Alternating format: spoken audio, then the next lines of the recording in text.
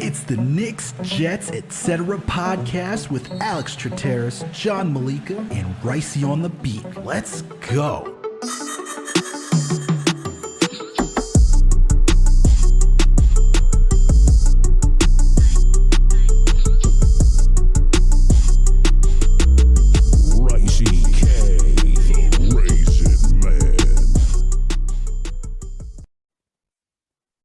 What's good, everyone? Alex Trataros here with another Knicks episode of the Knicks, Jets, etc. podcast.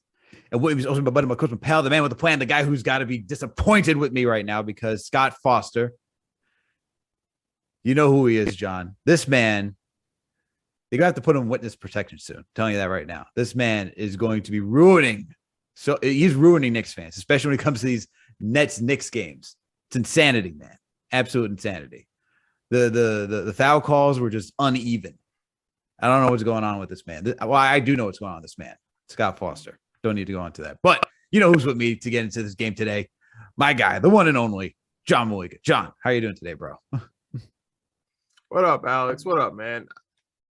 I am very disappointed coming off this game, but I don't think the calls were too egregious, too unfair. I just have an issue with the Mitch call at the end there. You want to give KD the fouls and the dunks. I get it, but you got to give James Johnson, a stupid finger foul off Mitch Robinson with 2 seconds left after KD had a shot. That one was tough, but overall, man, hell of a game, hell of a confidence booster for me personally, coming off a huge decision, which let's get into. We have the perfect man on to discuss it, but I'm confident in this team going forward, how they played the Nets. The first game off this new rotation, and I'm ready to go, man. Bring on the Bulls at home. Let's go. I'm ready. Let's go. And John's alluding to our phenomenal guest that we got with us today. Ladies and gentlemen, this man's been on the pod before. We got Larry Hammonds back on the pod with us. He's a contributor at Hoops Habit, host of the Rotten Apples podcast. All right, covers all the New York sports over there. 1/4 of Cultured on Monday nights on Spotify Green Room. Larry, my guy, how you doing today, man?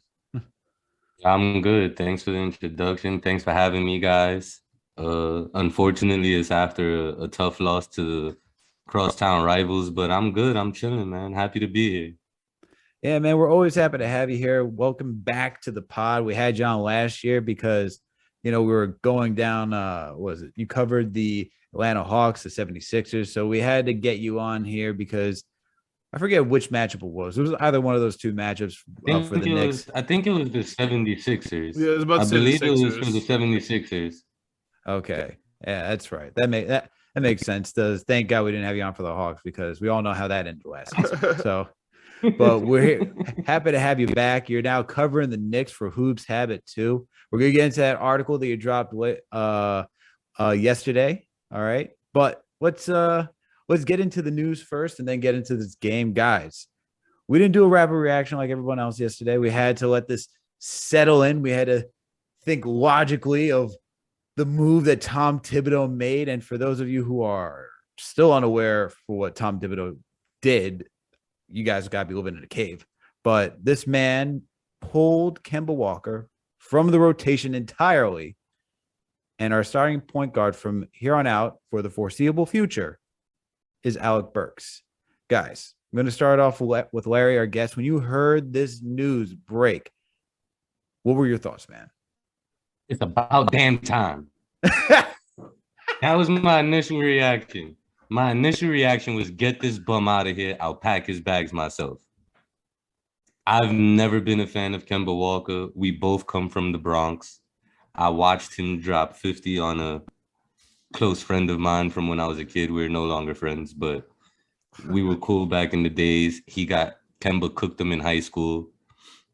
Maybe that's a part of why I don't like him, but I just always felt like you Kemba got a was personal vendetta against Kemba Walker right now. Nah, it's mostly like I felt like Kemba was always overrated after that March Madness run. He had a phenomenal run at UConn his final year, led them to a national title. But for some reason, everyone thought he was like, people treated him like he's a superstar his entire career until he got to Boston. Even when he first got to Boston, everybody said, oh, he's a much better fit than Kyrie and X, Y, and Z, a playmaker, unselfish. How many assists what's his career high? Like 7 assists in the season? He's not that good of a playmaker. The man has literally a handful of moves. He has a handful of moves. He's been relying on that crossover to the left, step back, pump fake, jump shot since college. He tried that shit against Alex Caruso the first time we played the Bulls, and that shit got shut down. One of my boys was like, oh, Caruso had him in jail. I said, man, he's been doing the same shit for 15 years. I could stop him from doing that shit. And I got a bad back, and I could guard Kemba Walker. That's a lot of disrespect. Kemba had like 21 and a quarter in the first quarter. A couple games and ago. What did he do after that? Look, James Harden had 28 in the first half tonight and finished with 34. Means nothing. I mean, that 21 in the first. Look, he had what 21 in the first quarter, and then finished with less than 30, and he went like 2 for 10 for the rest of the game. And then in the fourth quarter, he was ass all season. Ass in the fourth quarter. He hasn't been clutch in years. Everybody always talked about how he knocks down clutch shots. He hasn't done shit. He's been so bad that before he was taken out of the rotation, he wasn't even closing out games. Only time you were seeing Kemba playing in the fourth quarter in the close game anymore. We had the lead. The bench was holding shit down. He had, up until the day before he got pulled from the rotation, he had the second worst plus minus in the entire NBA. The only person that had a worse plus minus than him was Terrence Ross. Terrence Ross. Shout out Terrence Ross. He got all that plus from the Knicks game too. But I mean I agree with you, man. I think you're being a little harsh on Kemba, especially because what we asked of him, you know, as a Knicks team, we just wanted him to be Alfred Payton. Like, we just needed him to take those minutes. The Knicks never needed Kemba to close games. From the very beginning, nobody needed Kemba to close games. But the problem is, like you said, his plus minus was egregious, and he just couldn't start games. And I don't know if it was really the offense. I mean, the offense was clearly stagnant with him, but very clearly the team defense was lacking. Alex, what do you think, man? What do you think was like the main crux? Like, what was the main issue that took down Kemba? And I mean, I know Larry is hyped about it, but I'm kind of shocked that it went from starter to nothing. Like, he can't even get some minutes on the end here. Is that like an ego thing, or is that like maintaining trade value? What's going on? I think I wrote about this for Knicks Fan TV yesterday. When the news broke, but I think Tibbs said it, and we saw in tonight's game against the Brooklyn Nets, and we can get into that, is that Tibbs wanted defense, man. He likes height, and that was the thing about Alfred Payton last season. Alfred Payton's a 6'6" guard, has some wingspan. That's why he left him in there. He wants to make sure that the guard, whoever our point guard on defense is guarding, he wants to make sure that in ice situations, they can't pass it over guys to the corner for the 3-point shot, right? That's the whole point of ice, is to try to force like the most difficult pass. But with Kemba, because of his height disadvantage and his inability to play defense, guys were able just to drive in on him, kick the ball out to the 3, get easy open looks, and then that's it, man. Then we start letting threes rain down on top of us, and we saw that teams were able to hit threes. We saw Ricky Rubio go off for career high 3-pointers against us and everybody else. So I think mostly the issue was Kemba on defense. And I think if we're going to get onto offense, it just didn't look like he was comfortable playing off ball. He's not an off ball player. I mean, his time in Charlotte was always being on ball, being the guy to do something. In Boston, he still wanted to do that, even though with him and Gordon Hayward, they're trying to share roles. And then with the New York Knicks, you have Julius Randle, who likes to have the ball in his hand. And I think Thibodeau still wants to run the ball through the offense through him, as we saw tonight. And him and Kemba just don't jive with that, because Kemba needs to have the ball in his hand majority of the time and play make for other guys, right? But I think it just came down to mostly defense. That's why Thibodeau in his pressers reiterated defense twice, and then said size. He wanted size. That's my thing. Okay. Now, I agree. It's mostly defense, right? When Kemba's on the court, opposing teams have an offensive rating of 118.7. When he's off the court, it drops to 101. That's outrageous behavior. He's horrible. But everybody's known he's always been a turnstile on defense. Always. But he was able to make up for it on offense. You talk about him not being comfortable playing off the ball. I can't fully agree with that because he played off the ball most of the time when he was in Boston, and he was still able to average 19 points a game. He averaged 20 his first year in Boston. He averaged 19 his second year in Boston. He's a really good catch and shoot shooter. He's shooting 41% from three before Thibodeau took him out the rotation. He can play off the ball if he wants to, but he just wasn't comfortable in his offense. The entire starting lineup's offense was horrible. Like, I don't think Kemba is the only problem or was the main problem. I just think he was a big problem. I would have probably pulled Evan Fournier from the starting lineup before I pulled Kemba from the rotation. Move Fournier to the bench, let Alec Burks play with Kemba in the backcourt and see how things go. But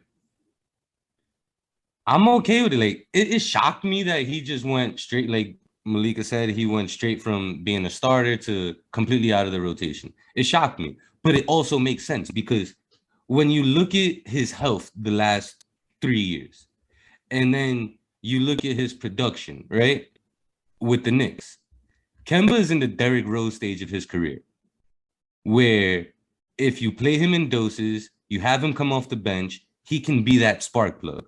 He can be highly effective and impactful. The problem is this Knicks roster is not built for him to come off the bench. Mm-hmm. You can't have him and Derrick Rose on the court at the same time. Teams are going to torch us. Yeah, but why couldn't you switch up Kemba for D Rose? You know, I'm okay with how it played out. I'm just curious. Like, D Rose is not a starter anymore. You put D Rose in that starting lineup. Give it a week before he's on the trainer's table for good. Yeah. Okay. Like, that's what I'm saying. Like, that's why I said the Derrick Rose stage of his career, because it's like when you can put him in situations where he can be highly effective. Like Derrick Rose, he has the potential to win Sixth Man of the Year. But you put him in that starting lineup, while you won't lose anything on offense, you're going to lose a little on defense, right? But you're also risking him getting hurt. Remember when he was in Detroit? He was effective when he was playing 20, 25 minutes a game. As soon as they upped it to 30 minutes a game, he got hurt. You got to manage his workload because he's old and broken. Kemba Walker's knees are not going to allow him to play 30 minutes a game anymore. Not. But the Knicks roster is not built for him to come off the bench. It was built for him to replace Elfrid Payton, like you said. IQ can't run the offense. He's shown that already. And he works well with Derrick Rose. They feed off of each other. They allow each other to take turns playing on and off the ball. Derrick Rose needs somebody to force him to play off the ball. Like, you have to have another point guard with Derrick Rose because he plays with tunnel vision. Kemba Walker's too small. He's shown that he can't guard a fly. Get him out of here. I will pack his bags today. It's already packed, bro. It's already packed. Kemba Walker's bag's already packed. There's no need for all that. Now, that's the only thing. Like, now you talking about preserving trade value. Do you think that they look to trade him? Do you think that they try to work with him in the background, try to boost his confidence, get him in better shape, or just buy his ass out and say, fuck it? He's not making that much money. No, I don't think he's a buyout situation. He already got his buyout. And there's really nothing to learn. I don't think he's looking to become a coach. I think he still wants to play basketball. So I think it's advantageous for him to get traded. Like, it was nice he came home, but it didn't work with, this current coaching staff. I think he still wants to play basketball. He's still getting a ton of money. And I think the Knicks are going to be able to work his contract into a trade. You know what I mean? It's a nice contract for someone, like you said, that's looking for a D Rose type off the bench. Not everyone has that. You just called D Rose Sixth Man of the Year. So if Kemba can do that on another team where he's finally not going to start, right? He tried the starting thing with Boston, like you said. Obviously, didn't work out in New York, like 20 games in. So maybe now he's going to go into another team and take that mellow role right away. You know who could use not him? try to fight to be the starter. What'd you say? It's funny you mentioned Melo because I think the Lakers would be the perfect fit for him. I think the Lakers. The Lakers don't need another guy that doesn't play defense, bro. No, but they need scoring and they need perimeter threats, and they need someone who can like Kemba Walker's not a great playmaker, but he can run an offense. They don't have no like Russell Westbrook can't run an offense. He's there's not that much up there, but he's a Larry's terrific in his player. bag today. Larry's in his bag today. Coming off after a loss, he's ready to go off.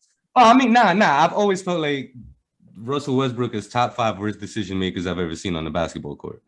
But Kemba Walker. Oh, and by the way, I didn't say Derrick Rose 6th man of the year. I said potential to be 6th man of the year. I'm just saying, like that's a nice piece. For and Kemba Walker can do the same thing. He just needs to be in the right situation. Yeah. New York is not that situation. I think the Lakers, maybe the Clippers, could be a good situation. Even Philly, if you want him off the bench in Philly too as another guard, that would be another good situation for him. Chicago could use him.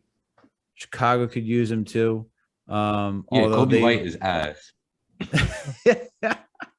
Kobe White is just a microwave scorer, man. He honestly, he's not exactly like IQ, but that's the role he needs to play. Is just be off the ball most of the part and do a little bit of facilitating if he can. But yeah, I think overall Kemba's move, like it was needed. Like it was the extent to have good defense because this Knicks team plays off a good defense. That was the identity they had last season. They didn't have it through the first 20 games. And let's get into it right now. Let's talk about this Brooklyn Nets game because boy, this New York Knicks team, that if this is the team that we get, we had a good game against the Atlanta Hawks on Saturday, but this performance, as John said, I don't know if it was on air or off air, but you said that this is up there for game of the year, even though it's a loss for the Knicks because of how they competed, how they stayed in this game with the Brooklyn Nets, who have James Harden and Kevin Durant.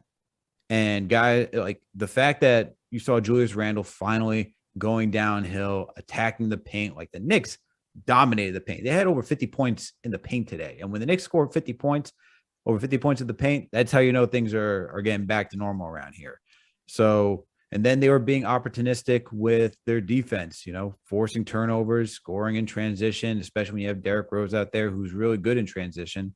And this is the type of brand of basketball we were used to seeing last season. So I'm going to switch it up and go to you, John.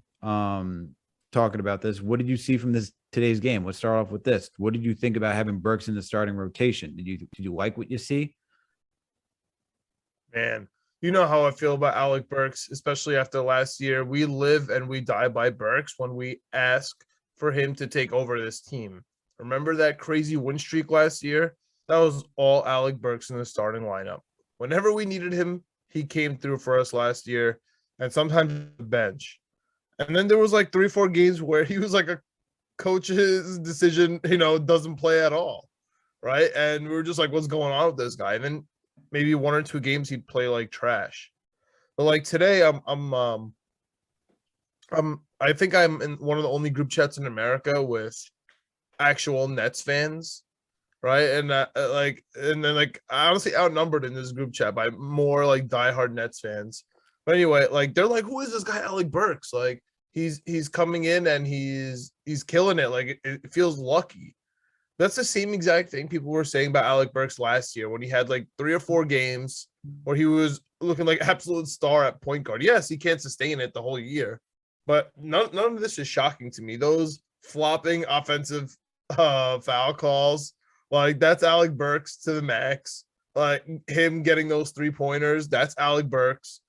And he really just like shuts his mouth and like facilitates. He doesn't really do much. You know what I mean? He gets the ball on a rotating 3. He banks it in. He just does a little bit of the dirty work. I don't know. Like, I don't know if he could be our starting point guard for the rest of the season.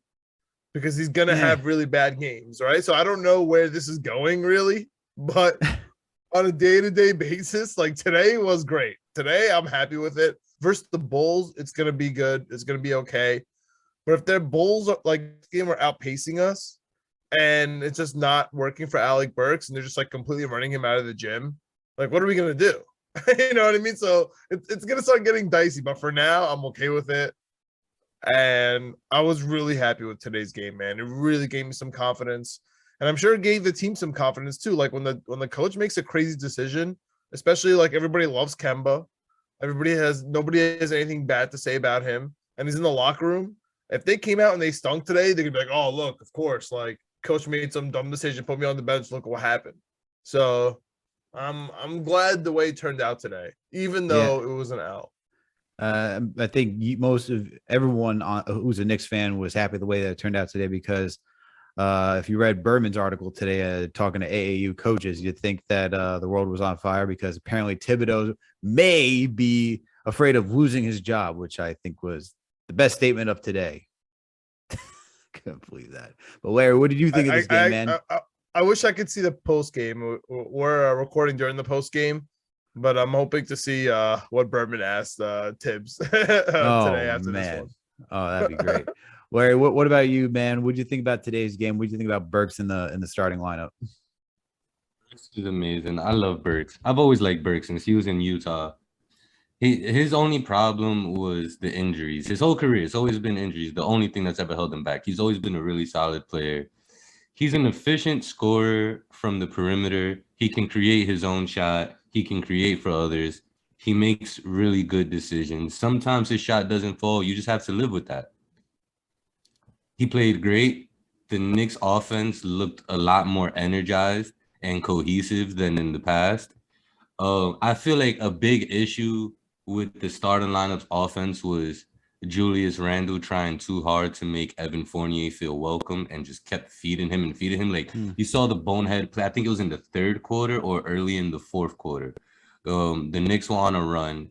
Julius Randle comes up the court. He went to the left elbow, and once he saw Fournier trailing, he bounces the ball between his legs, goes to give it to Fournier, and has an offensive foul with the moving screen. He's always looking to feed Fournier and forgets about everybody else. It's like he really wants this guy to feel welcome. And I get that to an extent. But play within yourself, play within the system, and everything will work itself out. We saw that today. This is probably the most patient we saw Julius Randle all season. Like, he still forced up a couple tough shots, but that's a part of his game. He has the confidence to do it, and we saw last year he can knock him down when he's in the zone. But he wasn't rushing constantly. Like, it didn't look like he was frantic when he had the ball in his hands, like we've been seeing for most of the season. So that was also a plus. Horrible officiating. Derrick Rose is an asshole for having them challenge that play, knowing that he smacked Kevin Durant on the arm. And we could have used that challenge because that was a clean block by Julius Randle on Kevin Durant. Your hand is a part of the ball. If they didn't waste the challenge on the Rose play, it's Kevin Durant. I feel you. No, I understand what you're saying, but if they didn't waste the challenge on the Rose play, they could have challenged that play, and that would have lost that one too. The only thing I'll give to you, on of course hindsight 2020, is if we obviously have our timeout, save the challenge and use it on the Mitch play, because that was ridiculous. I can't believe they gave that to, like, you're talking about the refs. It was fine all game. I mean, they gave us a couple calls too. Like, go ask Millsap how the refs were. Like, we got some. Yo, but I'm good.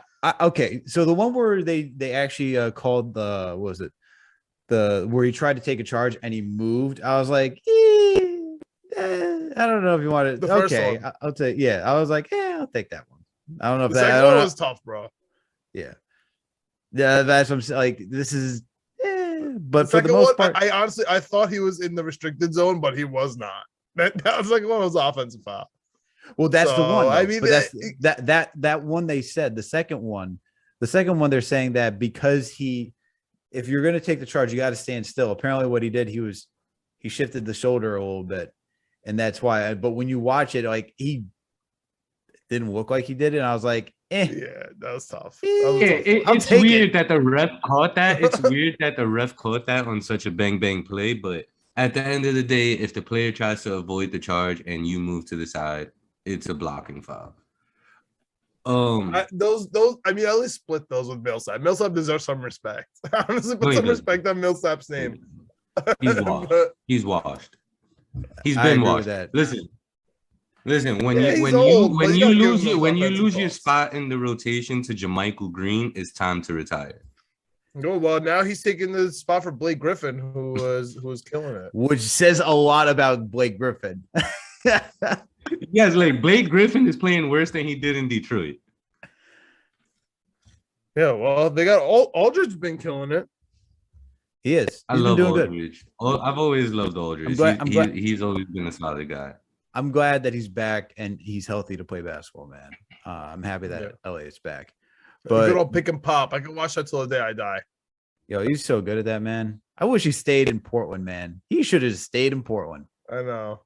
He Dude, made don't say the- that out loud. I think that's like one of his biggest regrets of his life. Oh, Well, he I needs ain't to gonna hear it. lie. I was rooting for Portland back then. I was probably Aldridge's biggest fan outside of Portland and Texas. I was a big LaMarcus A guy too, man. Yeah.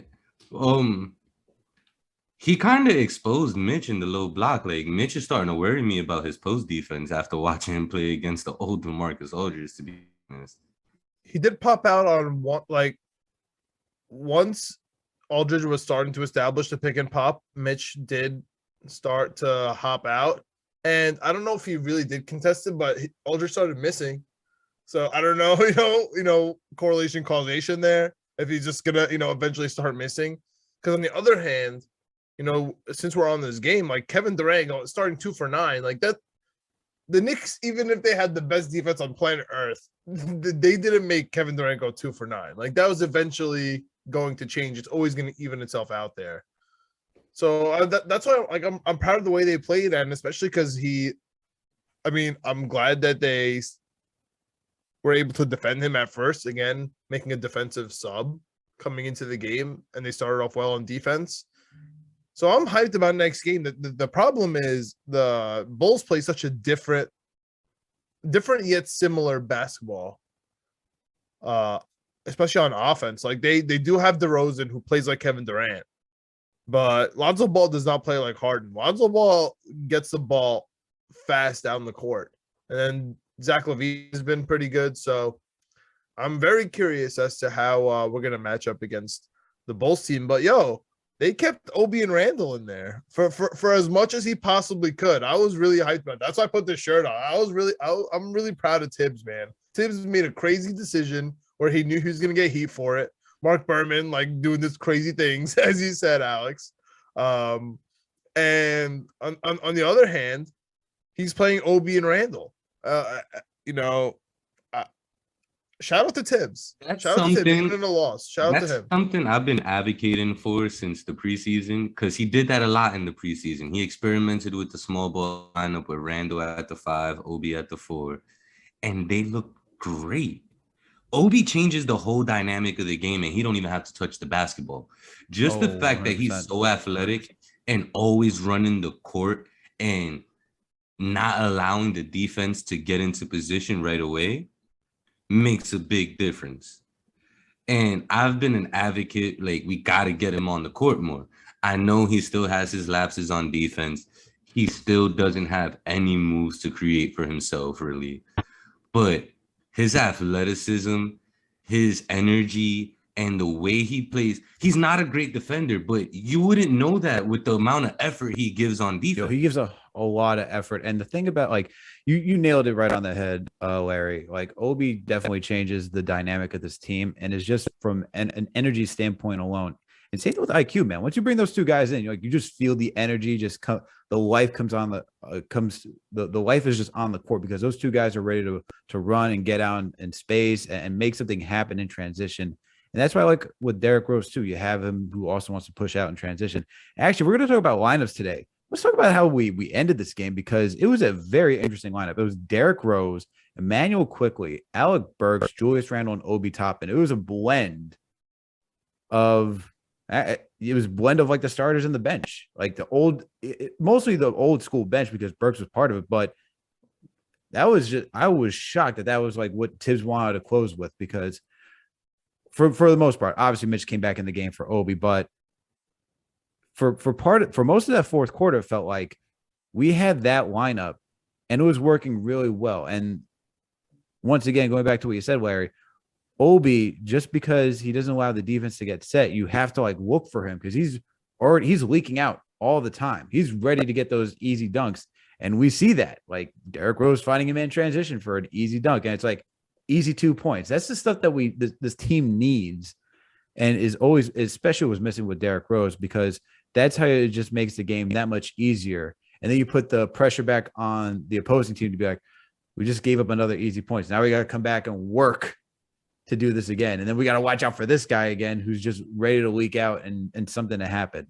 I like it, but I like it. And Tibbs is just, he's adapting, man. He said he learned something.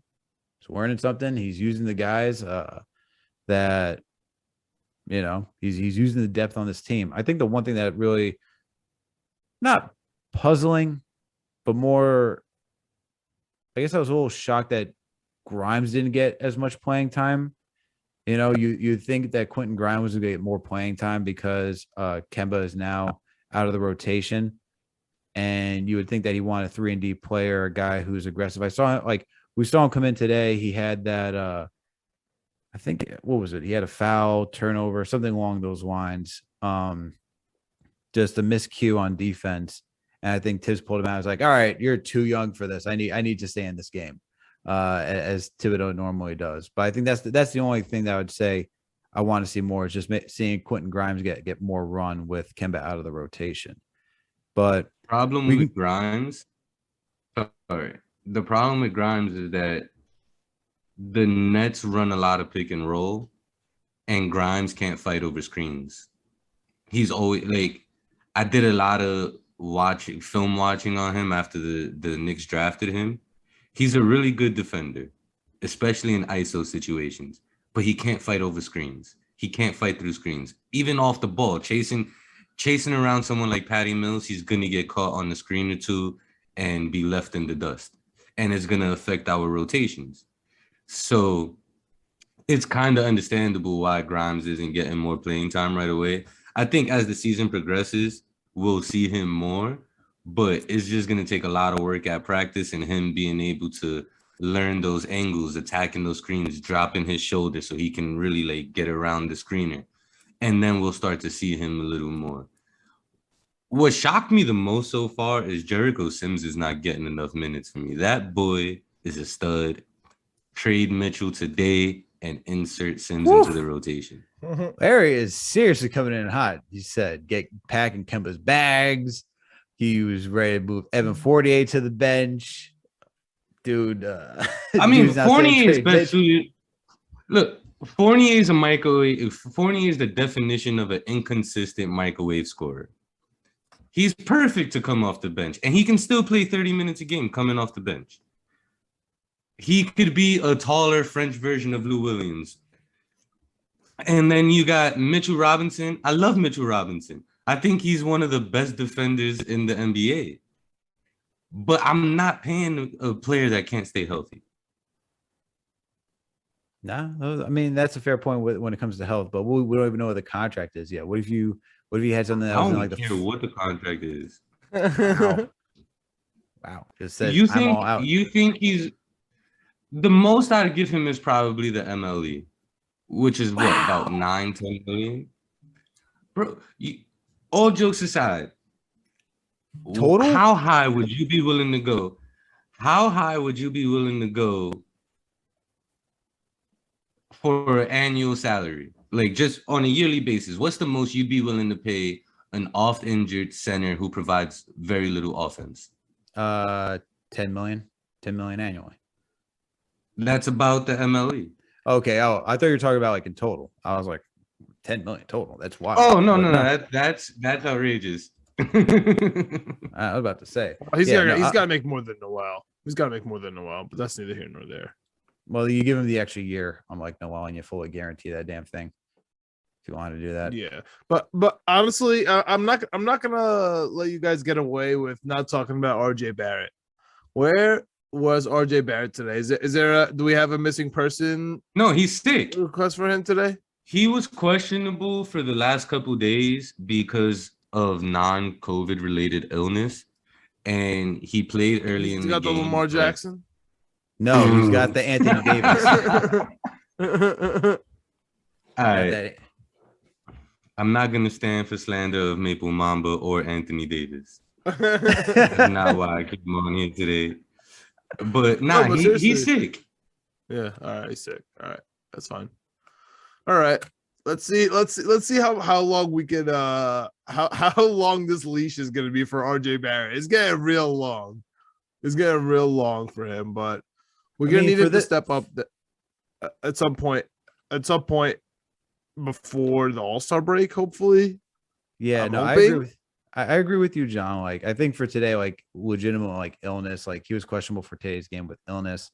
But I hear what you're saying. He had a decent game against Atlanta. He had the 15 points. Everybody did. Honestly, the entire team played well against Atlanta. We didn't even mention them because we're coming off hot off this Nets-Knicks game. We had a full-on team win in Atlanta. Yeah, it was a full-on team win. It wasn't the prettiest, but it was a good statement win, saying that they can grind it out once again, come together. Like, you didn't have Emmanuel quickly shoot well, but you saw the facilitating, which feels good. Yeah, you saw the facilitating. You saw the young guys get in there with Jericho Sims, right? You saw the young guys just playing together with IQ, Grimes, Sims, Toppin. I think RJ was in that lineup for parts of that minute too. And you're like, wow, look at this one. This is what I like to see. And Randle was just bullying and doing the best that he could. Didn't have the greatest game, but it was a good game enough that you want out of your starter. And he was doing some facilitating as well. And then you had Burks in the starting rotation, and that's what led to getting Burks to start. But the Knicks have been playing good so far. I know we didn't get the win today, but it was a good game against we had a good game against the Lakers.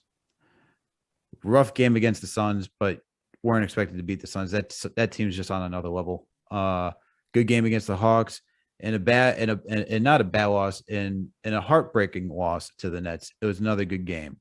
But John, we've been talking about this game. We've been talking about this, but we got to get into Larry's article because hey, before we get in there, can I defend RJ Barrett? Because I don't appreciate the way you're talking about. What are we doing? Yeah. What's okay? Let's hear. Go ahead. What don't you like? This? Go ahead. What don't you like about what we said about RJ Barrett? I don't like that y'all saying that he needs to step it up and all this extra stuff. I mean, you like what you see from RJ Barrett this season. Tell me what you like about his game this season. I think that he doesn't have a defined role on this team anymore. With all the changes that came, he doesn't have a defined role. He plays 40 minutes a game. Yes, what do you want him to do? Yeah.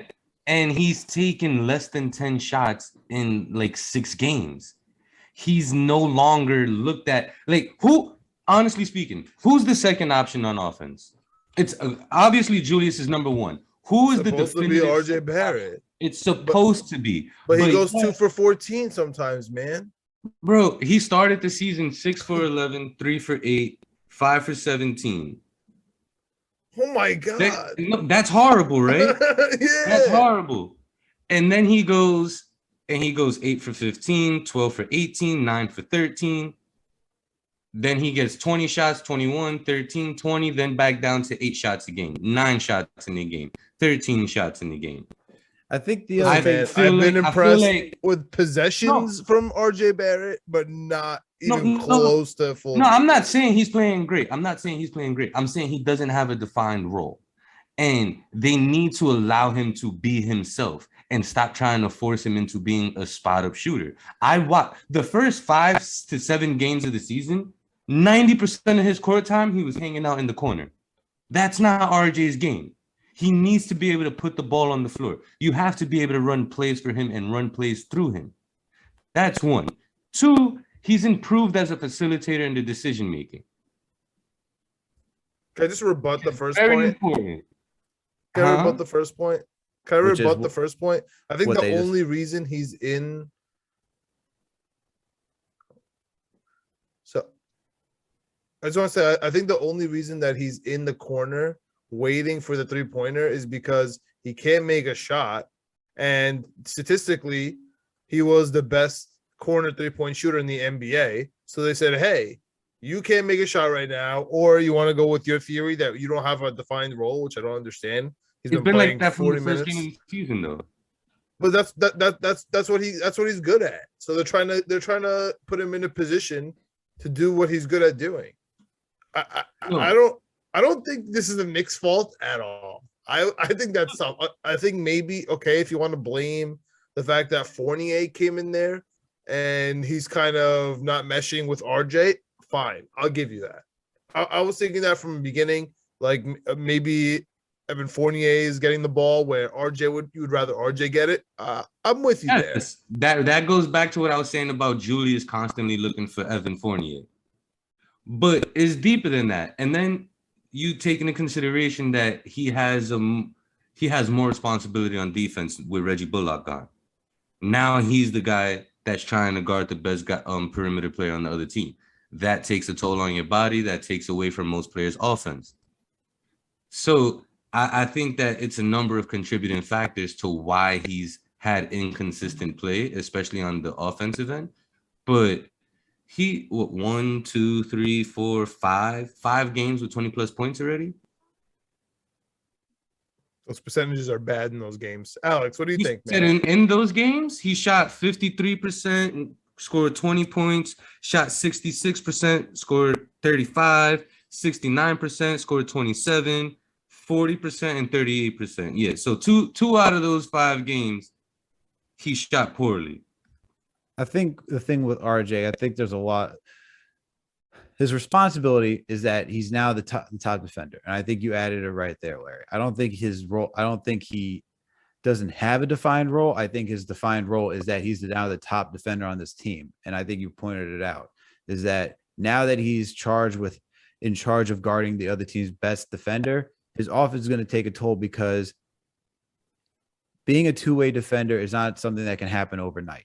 It takes time. This is good. This is the progression of RJ now. He wants to be a two-way defender. Okay, that's great. We saw that with Kawhi to become like a two-way player, right? You saw his defense come first, then the offense came. RJ, we saw the offense first. Now it's taking a dip because he has to go work harder to guard guys like Jason Tatum, DeMar DeRozan, Zach LaVine, all these other guys who are at that position. The wing position is the most difficult position, and so that's where he's slotted at. It's a grueling task night in and night out. That's his defined role. He is still 21. I get that.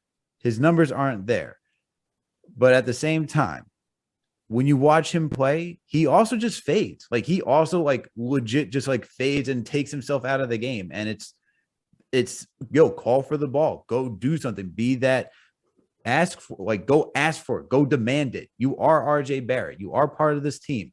You have to go do that as well. And Julius is going to do what Julius does. He's going to facilitate, look for the guy. They talked about at the beginning of the season. You could read that Stephen Bondi article. Fournier and Randle, they want that to be a thing because they want the shooting guard and they want Randle to have that pairing. So we know that's just this pairing that has to work. For RJ to get back in there, he has to know that he has to do that he has to just play his game. If we want to add that Fournier changes the entire like dynamic from like last season, it does, because Bullock isn't a guy that can put the ball on the floor. Bullock is strictly a catch and shoot 3-and-D type of player. Fournier does a little bit more than that. He can attack from all 3 levels, not efficiently, but he can do all 3 levels. He can make, plays good team defense, not great isolation defense. So overall, it's a different player that he has to learn how to live next to. But I think it's it's all these things. But at the same time, RJ's got to demand the ball. RJ's got to say, I'm here too. Give me my touches, and then go back to doing that snake dribble that worked for him. Go get out in transition. That's the type of stuff that he needs to do. So I think it's a lot of factors, but I think for RJ, he just has to be a little more aggressive. And speaking of aggressive, I'd like to see him be more aggressive. And speaking of being aggressive, Larry, we got to talk about this article of yours because you decided to grade the New York Knicks offseason move so far. And, you start off with giving Nerlens Noel based on his play and contract a B minus. You give Taj Gibson a B. You come in here and give Evan Fournier a C minus. So I want to start off with this one. The first two I'm okay with. I'm okay with. John, are you okay with the first two? B minus for Noel, B for Taj Gibson as signings and how they played so far? Yeah, I mean, you want to give I love Taj Gibson with all my heart, but give him a B. I mean, sure. Yeah. Okay, so we're The on the only same page. reason why Nerlens Noel and Taj Gibson that didn't get an A is because of how much time they've missed.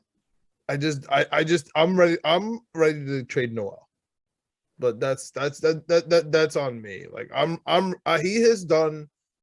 We paid. He gave us his all last year. We paid him for his troubles. I'm okay with moving on from Noel. Like I think we hit the ceiling with him last year. Man is playing through a knee injury with the Steve Austin brace on, and you saying I'm ready to trade him? Yeah, wow. You know why? You know why, Larry? Because he's had that for now one entire year. Every single game I went to last year, he looks like the Michelin Man after every single timeout with the ice on every single joint on his body. He's got a medicine ball. He's doing all these things. I get it. He gave us his all last year. And now we paid him money and he's doing the same thing.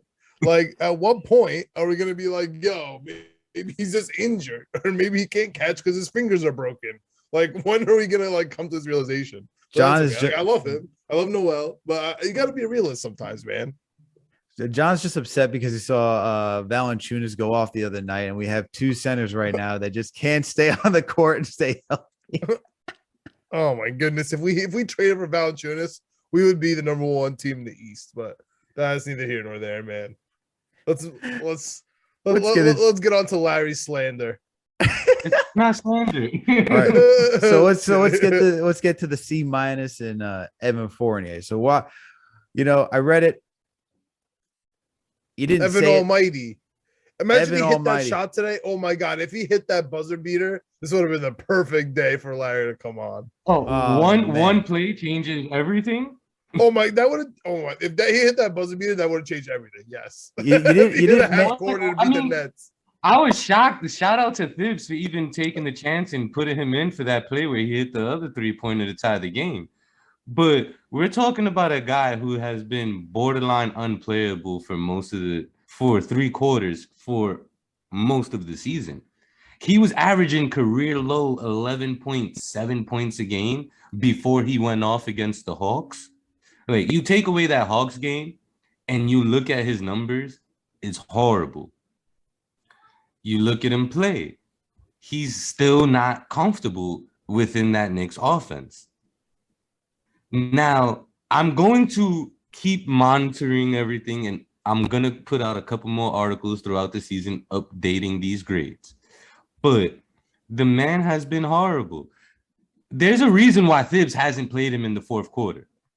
And it isn't solely because the bench has been playing great. Defense. Because the bench was great last year. He's not playing up to the standards that I had for him, because I've always been an Evan Fournier fan. I know he's inconsistent. I know he's not a great defender, but everything that Alex was talking about with the way he's able to put the ball on the floor, score at all 3 levels, he adds a 3-point shooting to the team. The signing was a good decision. The contract isn't bad, but he hasn't played up to that contract yet. He's getting paid almost $20 million a year, and he's averaging 13 points a game. The only time that's acceptable is if you're a lockdown defender, which he's not. His playmaking hasn't been that great. He hasn't been making many great decisions throughout the season so far. Now, I attribute some of that to him still learning his teammates and where they like to be, their spots that, and he's not a point guard, so that's going to take a little more time than you would like anyway. But Evan Fournier hasn't been great, but he hasn't been unplayable like Kemba Walker. And the Knicks as a team play better offensively and defensively when he's not on the court. It's just a fact, and the numbers back it up. Yep. And that's the whole point of my grade. If we didn't have an opt-out on the final year of that contract, he probably would have got a D2. Yeah, fair. But I would have downgraded him too. The contract really makes everything okay here. And to be honest, it's still a tradable contract. it is. And that the contracts were also factored into my grades. Because like Kemba, we're gonna get to that. So I'll wait, but contracts played a part in the grades, which is why Noel gotta be and Taj gotta be, because they're on team-friendly contracts that you can trade at any time. Once they become eligible for a trade, you can move them because they bring value to any team that you put them on. And they're on cheap contracts, which is great. And they've been playing well when they're actually healthy.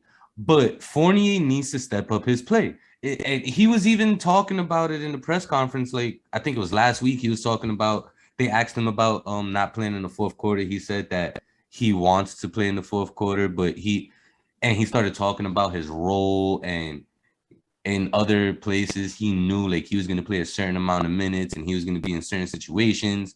Man, every professional athlete knows you need to stay ready. It don't matter if you ain't played all season. You need to prepare like you're a starter. Tonight, he was ready. He came off the bench after not playing like 10. He was on the bench for about 20 minutes in real time, not game time. Real time on the bench for minutes. Came in the game and knocked down a 3 to tie the game because he was ready. He hasn't stayed ready all season.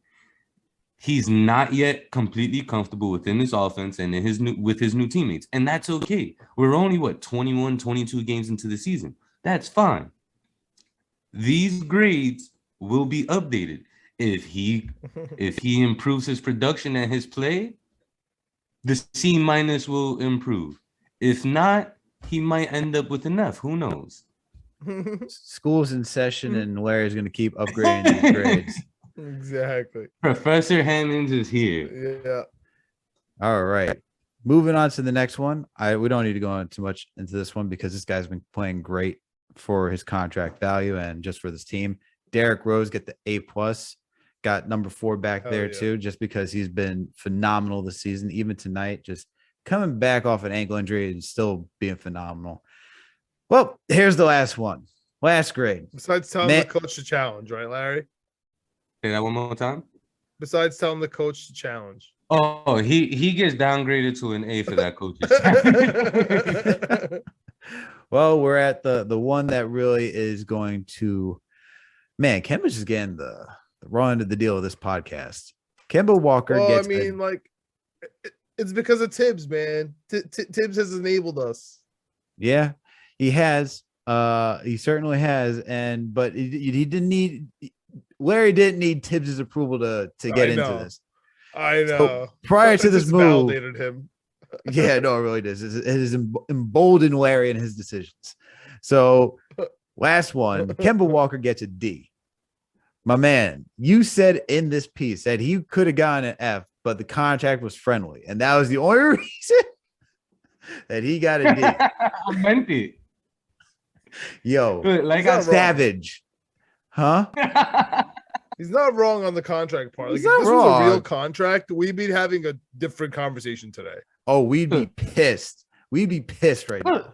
Even when he got signed, everybody was like, "Oh, and it's only for 2 years, 17 mil. This is great." He was expected to have a reduced role. He wasn't going to be asked of as much as he was in Boston and in Charlotte. Everybody knew that. So it's no surprise that like his shot attempts are down and his usage rate is down. But his efficiency is down as well. He 42.9%, which is right around is actually slightly above his career average, which says a lot. Like, everybody loves Kemba. He's a career 41% shooter. How is this man great? He has a go-to move that he's been using for 15 years. And it's really his only move when you sit there and think about it. Crossover, crossover, crossover, step back. Crossover, crossover, behind the back, step back. 9 times out of 10, that step back is to the left. What you saying? Championship. No playoff victories. That's good. That's good. How many playoff series has he won? I'm not here. I'm not here for the Kemba He Walker. was with the Hornets, bro. All right, and he was also in Boston with Jason Tatum and Jaylen Brown. No excuses. You played for some great coaches. You've had great teammates. Like, come on. We talk about when he was in Charlotte. Injuries were the only thing that held that Charlotte team back for a few years in a row. Come on, they had Nicholas Batum. They had Dwight Howard. Marvin Williams is better than he gets credit for. He didn't play for a great Hornets team, but the team wasn't as bad as it was before he got there when they were still the Bobcats and everything. Like, there was a point in time where they were legit a poverty franchise. Now, they didn't put the best pieces around him for most of the time he was there, but they tried to build around him. The problem with that is, one, it's very difficult to build around a point guard that's not a generational talent. Listen, bro, they drafted Sean May. That's two. They what? They drafted Sean May. Did they not Is draft that Sean May Anton? before him, though? Is that before him? I'm about to Wasn't say, Sean May was out of the NBA before Kemba Walker graduated from UConn. I'm just saying, the Hornets have the Hornets ever made a good draft pick? But they got Frank the Tank. They got That's who they drafted to Ball. come. That was after Kemba. I'm talking with Kemba. With Kemba, Frank the Tank. Like that's the guy that was gonna take him over the top. I mean, come on. They man. made some good. Kind of tough. He was an all-star. You talk about no, an like all-star I said. right now. All right, now that's another thing. Kemba Walker, you move Charlotte to put Charlotte in the Western Conference. Kemba Walker's a zero-time all-star. Zero-time all-star. He's a multi-time all-star because he's played in the East his entire career, and for majority of his career, the East didn't have that many elite guards. Look, in Kemba's best statistical season, he shot 43% from the field and 35% from three. But he averaged 25 points, and everybody's like, "Oh, he's a midget averaging 25. He has to be elite." No, he's overrated, undersized NBA player. Like he's always been overrated. He's a good player, but he's overrated. Yo, he's only made 4 All-Star games, and he's played in the East his entire career.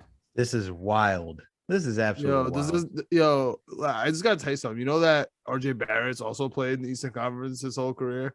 All right, now look at the. I'm just throwing that out there. Look at the wing players that are in the East for the last 3 years. Look at who his also, he's only in his third season. RJ's only in his third season. That's one. Two, there's actually elite players at his position in the conference. There are all NBA players at his position in the conference. I wish I would have known that we were gonna have this debate beforehand. Me too, because Kemba's 3 years versus RJ's 3 years aren't even close. But I don't even know why we're talking about this. But they're not even close. First off, you brought up RJ because I want you to keep get under my skin. No, I just want you to keep the same energy. You're talking Kemba Walker like he's Marty Collins out here. About a third-year player though. Look, RJ's second year is better than Kemba's second year. Okay. Hold on. Can we put some respect on Kemba's name for a minute? All right. Like, come on now. Like the guy came in here. What's with he's a good player. Well, used to be a good player. But look, RJ Barrett's second year in the NBA, he shot 44% from the field, 40% from three, 74.6% from free throw, averaged 17.6 points per game with 5.8 rebounds and 3 assists, and was a significant factor in his team making the playoffs. Kemba Walker averaged 17 points a game, 3.5 rebounds, 5.7 assists, shot 32% from three, 79% from free throw, 42% from the field. I'm taking RJ, and he actually can play defense. Something Kemba doesn't know what that means. Like, defense is not in his vocabulary. It's not in his list of things to do for the day. RJ's is. I'll take second year RJ over second year Kemba, and I don't care what any Charlotte fan has to say about that. I just can't. Kemba Walker. I can't, man. Because like, look, he's played with who? Miles Plumlee. We're going to say that Kemba had all this up with Miles Plumlee, he's Jeremy a Bobcat Lamb. for 3 years, wasn't he, bro? Oh like, my goodness. Whoa, we shitting on Jeremy Lamb now too? Oh, But you're acting like Jerry. Well, hold on. What Knicks has will be have Jeremy Lamb right now coming off the bench. I'm happy with what we got on the Right bench. Well, now that Alec Burks is in the starting lineup, I don't know. I'd still take Grimes over Jeremy Lamb, but that's another story. Look, we can't act like he had decent role players. Like, we're not talking about like high level performing role players that Kemba had around him in Charlotte. All right. And for him to produce at the level that he did, for the coaches that he had, I can't even tell you all the name of the coaches that he's had because most of them are just like, meh, don't even care. Just what has Charlotte done with him? Nicholas Batum, okay, having a good revelation of a career with the Clippers. Aaron Harrison, Roy Hibbert. He had Roy Hibbert as a center on that team. Dwight Howard Also had Dwight Howard on that team. but Dwight Howard at that point, Dwight Howard at that point was coming from what? He came from Houston. Was he coming from Houston or was he coming from Washington at that point? Regardless, that was Dwight's lowest point of his career. This is not like the revelation that he had with the Lakers. He had Paul Silas. He had Paul Silas and Steve Clifford as a coach at one point in time. Oh wow! And Steven Silas. Is that why he made? Is that why he made the NBA? What did he make? Did he make a third team his last year in Charlotte? Come on, man! Say thank you to Steve Clifford for that. Yeah, Steve Clifford. Thanks, bro. Thanks for making Kemba Walker. Yeah, we saw what happened with the Magic. That's why he's still there, right? A lot of Kemba slander. I get that he didn't. Dwight Howard. All right. I just want to point out that I did say they didn't the best pieces around him, but they also actually tried to build around him. But the problem is you can't build. It's hard to build around a point guard that's not a generational talent. That's fine. Dwight Howard averaged 16 points, 16.6 points, 12.5 rebounds, and shot 55% from the field. And it's the only time. Wait, hold on. Even better. It's the only time in the past 11 years that Dwight Howard played 80 games in a season. By the way, I watched Derrick Rose average. Hold on. I watched Derrick Rose on this team first stint around average about 17, 18 points. And I can tell you that was the most empty points I've ever seen in my life. And Dwight Howard 16 points was probably the most emptiest points that he gave to the Charlotte Hornets. Once again, Kemba Walker deserves his respect. You want to tell me that Kemba isn't playing good defense? That's fine. You want to tell me that Kemba is because of his arthritis in his left knee and all the injuries that he's not playing that well? Fine. You can tell me that. But to come in here and say that Kemba Walker, you want to tell me that he has limited moves? That's also fine. Don't care. But to say that this man is we're talking overrated? I would say he's overrated. I would say he's underrated. I think he's just rated. We don't even know what he's rated as. You're telling us he's the worst player ever. No, I never say he was the worst player. But that's the energy you're coming in here with. You're coming in with you tell me he's never going to make an all-star game. The guy's making all NBA teams. The guy is pretty high on the assists leadership, pretty high on the steals. Wait, no, he's not. What do you maybe for active players? He's never even averaged more than 6 assists in a season. Okay, let's bring up assist stats just because I'm not gonna let you sit here. And even though he's not known for assists, he is ranked.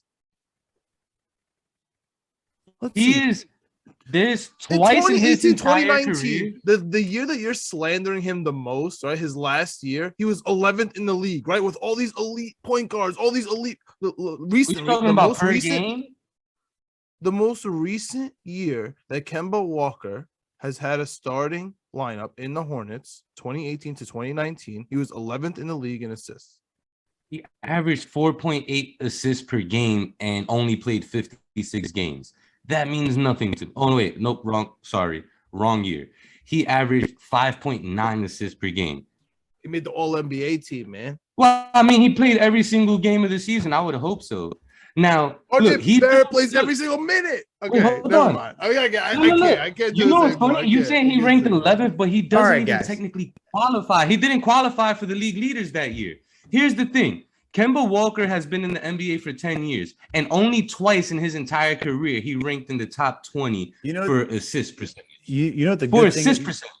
Now, there's two things to the assists, and I'll say this. One, you have to make the pass, which Kemba usually does. 2, you got to have a guy that actually completes it and hits the bucket. For most of those years, for him to even average third in points that year, to even average that amount of assists with guys who came and consistently hit a bucket because they were consistently a losing team, I'll take it. It's impressive. While getting third in points that year also. Look, I'm only talking about these. Look, he brought up the assist numbers, and I just want to point out that Kemba is 16th active, and no, he's 19th for active players for 5.3 assists per game. 16.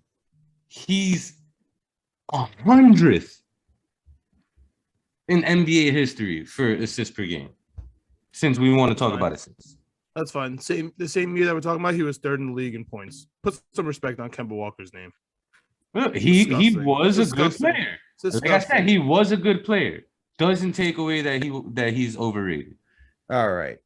That's enough Kemba slander for today. That is enough. We're gonna keep this train moving, and we're gonna end this thing as we usually do, going up with the upcoming slate because Kemba Walker's still a good point guard. That's it. That's the last thing we're gonna say. We know he's struggling this season. He can be a good 6-man, as we talked about. If he can still be a good 6-man, that means he has some productivity left in that tank. But let's talk about this upcoming slate of games that we got. When this pod drops, it will be Wednesday. And on for this until next Wednesday, here are the games that we got coming up. We got the Bulls coming to MSG, taking on the New York Knicks this Thursday. We got the Denver Nuggets coming to MSG, take this Saturday. We got the Knicks then going on the road. Looks like for a short mini road trip, they're going to San Antonio next Tuesday. And then next Wednesday, once again, when we drop another Knicks episode, the Knicks will be playing the Pacers in Indiana. So, gentlemen, I'm going to start off with you, Larry. What do you think we got this record for? All right. Well, we're going to just go down the games by game. Do you guys, where I'm going to start with you, Bulls at MSG, who do you think is winning this one? Knicks or Bulls? I got the Knicks winning this one. All right, the Knicks are rejuvenated, and we've played the Bulls tough twice already, 1-1, if I'm not mistaken. It's only been 2 games, right? I didn't miss a Bulls game again. I believe it was just 2 games, 1-1 against them. They've played them tough both times. And the energy, if they have the energy that they had tonight, I think we're going to win. Okay. John, what about you? What do you think for this one? What do you got? Yeah, I got a bounce back W against the Bulls at home. Yeah. We got to get this home record fixed. I agree with you. I agree with both of you guys. Even when we had y'all G's on last week, we discussed this Bulls game, and we still have the Knicks defeating the Bulls from our last pod. I think, as Larry pointed out, if the Knicks can keep the same energy that they have going against Chicago, I think we can get that win at home and start really turning this thing around. The next game, we got Denver Nuggets on Saturday. Denver is also struggling. They're out. They don't have Michael Porter Jr. He's getting back surgery. They don't have Jamal Murray, right? All we got now, I don't know if Jokic was playing. I know he was on the sideline this past weekend, but yeah, he's back. Okay, he came back yesterday. Okay, what do we got for this game? We haven't beaten Denver in a while, but what do you guys think? This time I'm going to start with you, John. What do you think? What do we got here? Because we're going against your boy. We're going against Jokic. Yeah, but dude, Denver hasn't won a game in a while. Denver's on a really bad losing streak right now. They lost to the Bucks, the Blazers, the Suns, the Bulls. They beat the Sixers. They lost to the Mavericks before that. They've been on a pretty bad skid. They did beat the Heat last game. That was a really good game by the Joker. I think they're gonna kill the Magic tomorrow, and then lose to the Knicks. They're on a pretty heavy road trip right now. Miami, Orlando, New York, Chicago, New Orleans, San Antonio. Wow. I think this could be a game where the Knicks kind of sneak in a 1 o'clock win here versus a Denver team that's traveling. So give me a nice little 2-game win streak here after a pretty hard fought out battle in I was gonna say New Jersey, but in Brooklyn. Where what do you got, man? What do you got for this game? You got the Knicks winning, you got the Nuggets beating the Knicks. Knicks will win by double digits. Wow. Holy cow. I like that. Yeah, I like that. I can see that. I can see that. The Nuggets have been struggling. Look, everything Meleka said is on the nose. Like, they've been horrible. And here's the funny thing. Their defense is better than it was last year, but their offense is horrific. The Knicks' bread and butter has always been and forever will be defense. They're gonna the only person that has there's only 2 people on this team that have a chance of having a good game, and that's Jokic because he's Jokic, and Aaron Gordon because he's a Knick killer. Yeah. Anyone who's ever put on an Orlando Magic jersey. But like, I'm not worried about anybody else. Like, they've scored less than 100. You're not worried about too Austin many Rivers? times this season. I feel like Austin Rivers, because he was on the Knicks, he has some he may have This some could be gripes. Austin Like, Rivers game. another Rivers revenge game. Before the show, when we were talking, I said Zion Williamson is the only person that like. I'll add Austin Rivers to that list. Woo. Classic. That's classic. There we go. All right, Austin Rivers and Doc. He won us a game. Remember that Jazz game? Yeah, he did. Live forever in my heart. He did, and he was hot. He was hot that second Jazz game, man. He could have missed a damn thing, and then Tiz pulled him. I was like, I was so confused why he pulled him. The dude was just nuclear. But I agree with you guys. I got the Knicks defeating the Nuggets in this one. The Nuggets have really been struggling this season. I like the chances to actually finally defeat Denver, especially being on the home court. If all we have to do is just focus on Jokic and Aaron Gordon, I think the Knicks can do that. And even though I jest with an Austin Rivers game, I think if you have Emmanuel quickly on him with his good perimeter defense, or even Quentin Grimes, in my opinion, I think the Knicks will be just fine guarding the perimeter. Moving along, though, we got the Knicks going on their mini road trip. First, to start off with the San Antonio Spurs. So, John, how are you feeling with the Knicks? Well, who do I start with? Larry or John? Who am I going back with now? Doesn't matter. No, man. All right, forget it. John, back to you. Knicks versus Spurs. What do you got in this one? Dude, Spurs have been hot the last couple of games. They beat the Celtics and the Wizards, and they put up a pretty good game against the Hawks. What feels like a century ago, right before Thanksgiving. Unfortunately for us, we fit right smidge in the middle of a Spurs kind of like we were talking about a rough schedule. They got the Blazers, the Warriors, and the Suns on their road trip, and then they come home.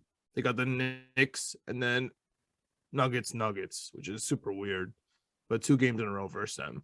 I think this is a loss, man. I think for us, we always play badly versus Spurs, probably because the coaching lineup, right? I think Tibbs is pretty easy to coach against if you're Popovich, but that's neither here nor there. I could tell what time exactly people are going to get subbed in. I can only imagine what Popovich is doing during game film. But anyway, I think the Spurs are going to run into a little bit of a losing streak here with the Warriors and the Suns, especially right before us. And I think we're going to get caught. I think we're going to lose this game. Okay.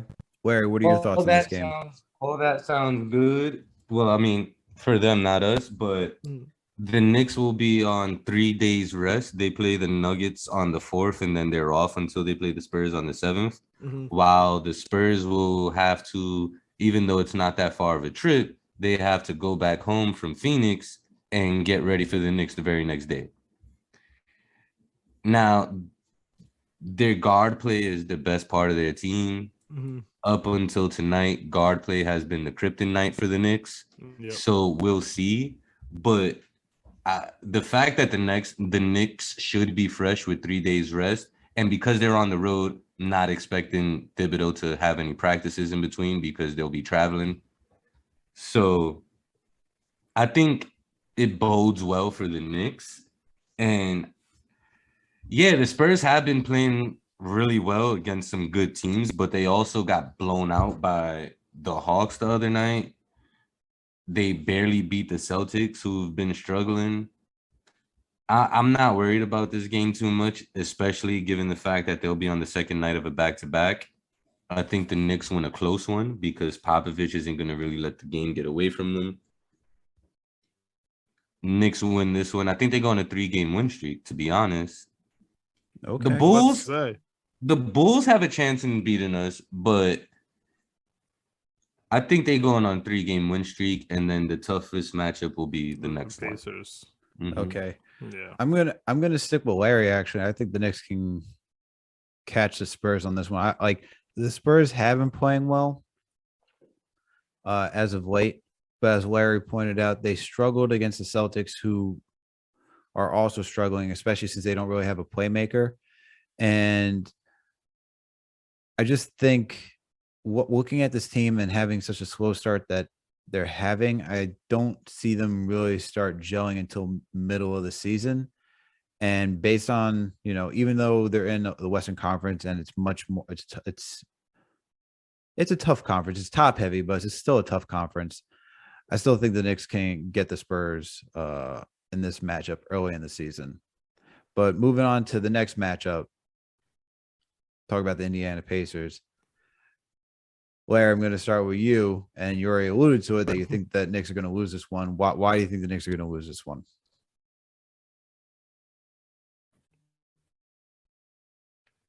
It's a tough one. I'm not entirely sure that I don't know if they lose. I mean, we beat them the last time we played them, but the Pacers are finally healthy. They beat us by double digits before they had a fully healthy team. Early in the season was the first couple weeks of the season. They lost by like 13 to the Pacers in Indiana. The last time we played them, I believe we were at home and we won that one, but not by much. Carlisle's a great coach. They play terrific defense. They move the ball. Like they're not the most talented roster, but they play basketball the way you would like basketball to be played. Like if you're a fan of basketball, that's how you want your favorite team to play. Tough defense, ball movement, creating easy open looks for everyone. The fucking point guard Malcolm Brogdon is such an amazing player. I know. He's so underrated.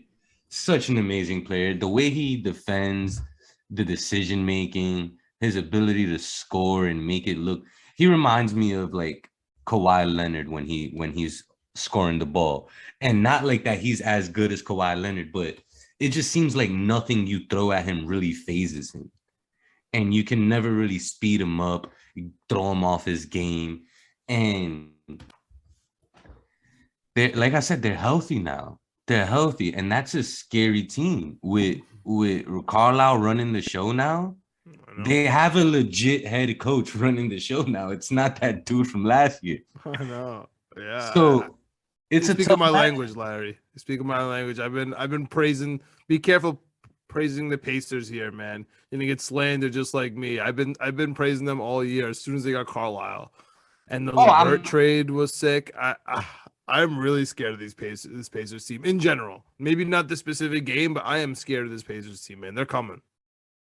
You mentioned trading Nerlens Noel earlier. If we could package like Noel, Kemba, and yes, and I throw in Mitch too. I give you whatever you want for the most part. There's only a few things I would have off the table if we were able to get Miles Turner in a trade.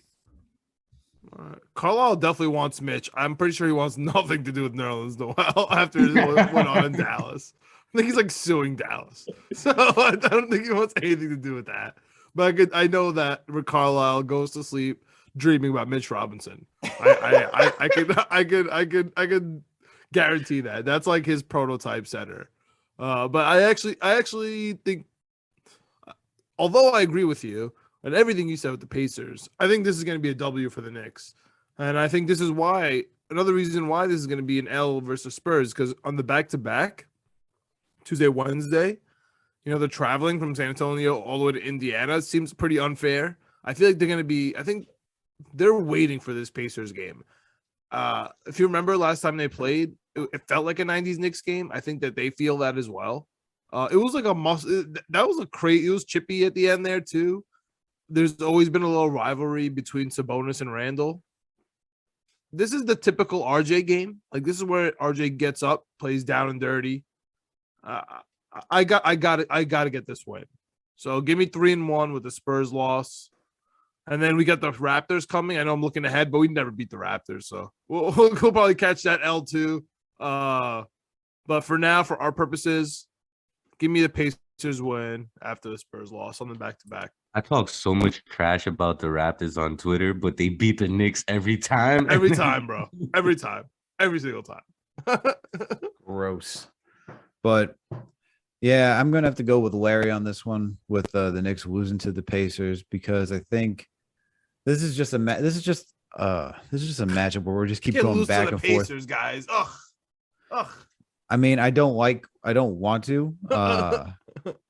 I love nothing more than when the Knicks defeat the Pacers. I hate you, Reggie Miller. I need okay. it. I hate listening to Reggie Miller today too. He's so annoying. Yeah, goodness gracious. But he said Brooklyn Knicks one time. I caught that. He's annoying. Yeah, he's trying to be funny. But yeah, I think based on I agree with all your points on the Pacers. They're a good team. They're starting to gel. They're starting to get into that. They're 9-14 right now. They're on the rise. The team is starting to come together.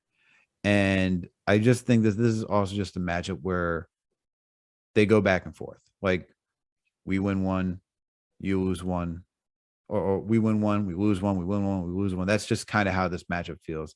This team is just I feel like these teams are too evenly matched too, which is why we get that 90s feel. The whole point of these two teams is to play team basketball, even though we do a lot more isolation than the Pacers, and play gritty defense. Yeah. And if it's going to come down to isolation, even though there was better ball movement today, if we're going to go to a grinding halt, this is just a game for the Pacers to come in here, keep moving the ball around, catch us on the catch the Knicks on their heels on defense, and just keep attacking. That's just how I kind of feel this game going. Also, you look at it, it just stinks to look ahead, because you talk about it being a back-to-back. The one thing I will say, if I'm going to say back-to-back, we are actually winning the second of back-to-backs and not losing the first games, which is very interesting. Twice already. That's what I'm saying. That's what I'm saying. Twice already we've done that. This way. Yep. And we closed the third quarter today, Alex. Things are changing. Yeah. No, I know things are trending in the right direction. But I could see that. That's the thing I would give you, John, is that I could see that's the one. So annoying, where I could see that. How do the Knicks lose and we're feeling good, and the Jets win and we're feeling bad? What the hell's happening? So annoying. It's New York sports, man. It's New York sports.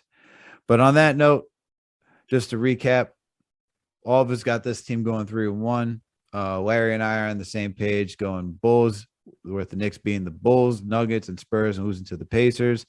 John is going with defeating the Bulls, defeating the Nuggets, losing to the Spurs because they're looking ahead to defeat the Pacers the next day on the back to back. All right, the Spurs guys. Are nasty. Yeah.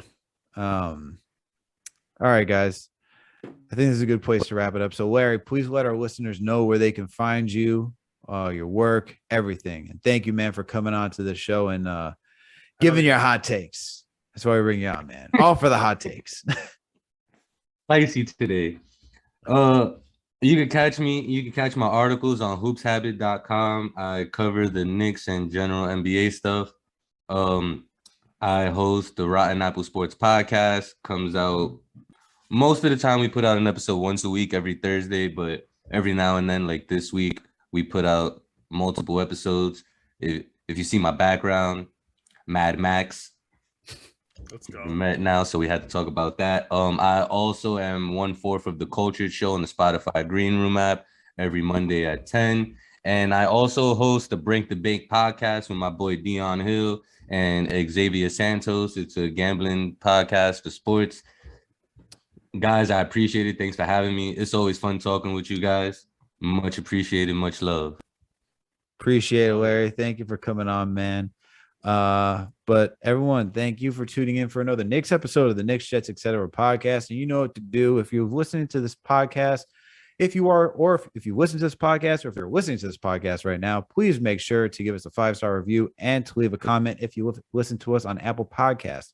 But if you don't listen to us on Apple Podcasts, it's okay. We're on Spotify, Google Play, Amazon Alexa, Stitcher, you name it, we're there. On top of that, you can also find us on YouTube. So make sure to go to the channel, subscribe, hit the like button, hit that notification bell, so that way you know when all these new episodes drop. And while you're there at the YouTube channel, you'll see that we have another podcast, Winning Picks Weekly. It's also part of the Fan Side of Minute Media Network as well. We got John and we got our video producer, Greg, going down the weekly slates for the NFL, NBA gambling coming out soon. All right. These guys were on fire last week. They're trying to keep this streak going after going 3-0 on Thanksgiving Day. These guys are trying to keep it going. They had a good week overall. If you listen to the podcast, they've been killing it right now. John more Greg, so, but we had a good week. Yeah, John more so than Greg right now. John more so than Greg. Sorry, Greg, but definitely go make sure to check that out. And then last but certainly not least, please make sure to follow us on all social media platforms. We're on Twitter, Facebook, Instagram, TikTok, you name it. Okay, we're on all these platforms. Thank you, everyone, for tuning in for another Knicks episode of the Knicks, Jets, Etc. podcast. We'll catch you later this week for the preview of the New York Jets game. Jets, Eagles, baby. Let's go, Knicks.